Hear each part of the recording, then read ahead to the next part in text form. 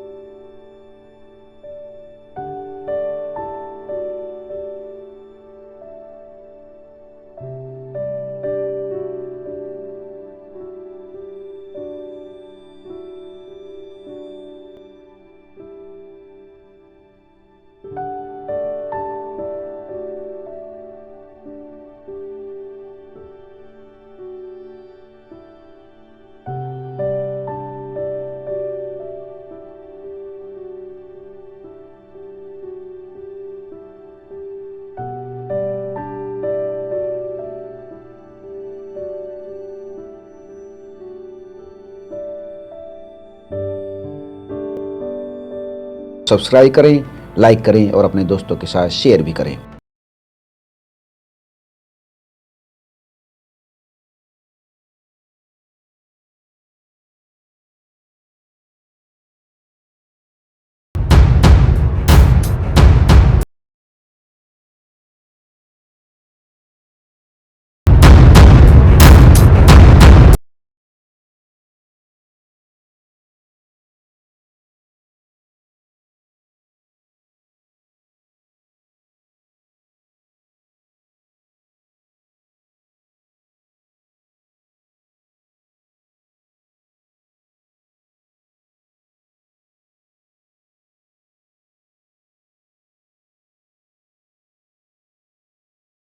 आखिरकार कानपुर पुलिस ने बिक्रो कांड पर चार्जशीट कोर्ट में दाखिल कर दी।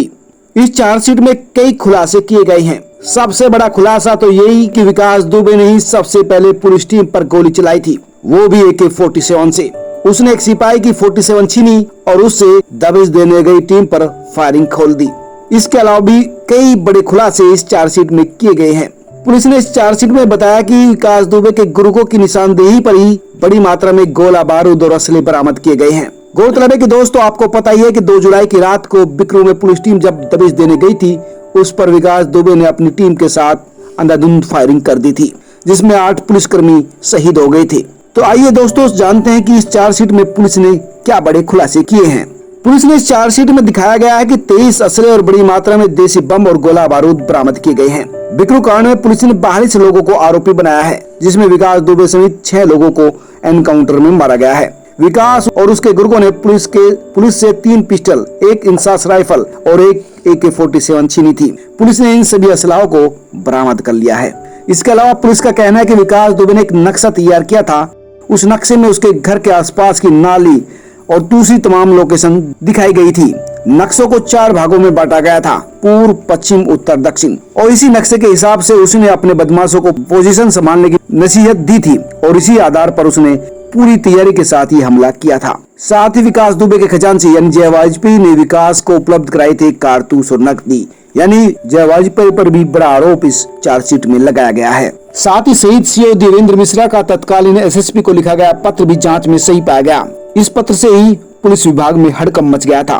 साथ ही चार्जशीट में खुलासा किया गया कि विकास दुबे CO देवेंद्र मिश्रा और शिवराजपुर के उस समय के SO देवेंद्र यादव से निजी खुन्नस थी। वो इन दोनों से खुन्नस रखता था। साथ ही दबिश के दौरान विकास दुबे अपने गुर्गों से कारतूस के खोखे इकट्ठे करने की बात कह रहा था, यानी जितनी गोली चला रहा था उनके खोखे भी वो लगातार इकट्ठा करवा रहा था।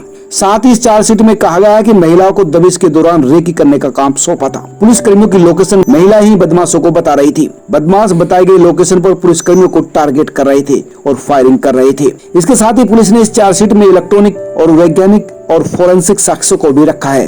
तो दोस्तों, ये थी कानपुर पुलिस की वो चार्जशीट जो विकास दुबे पर उसने कोर्ट में फाइल की है, जिसमें कई बड़े खुलासे हुए हैं। सब्सक्राइब करें, लाइक करें और अपने दोस्तों के साथ शेयर भी करें।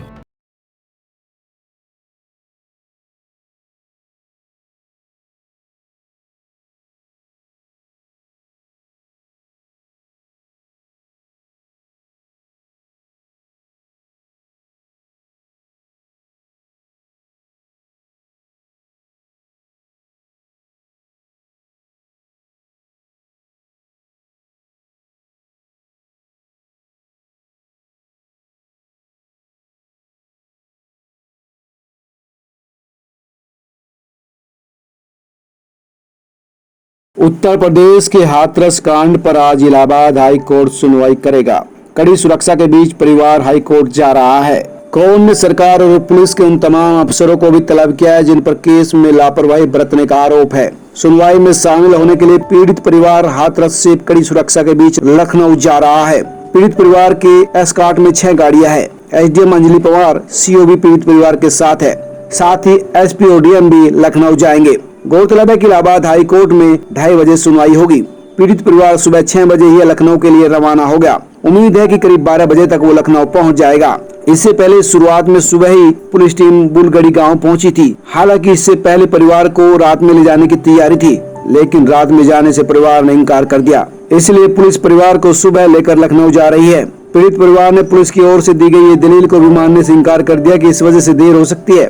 पीड़ित परिवार के 5 लोग कोर्ट में अपना बयान दर्ज कराएंगे। पीड़ित परिवार के जो लोग लखनऊ जा रहे हैं उनमें पीड़िता के दोनों भाई, पिता, माता और भाभी शामिल हैं। सब्सक्राइब करें, लाइक करें और अपने दोस्तों के साथ शेयर भी करें।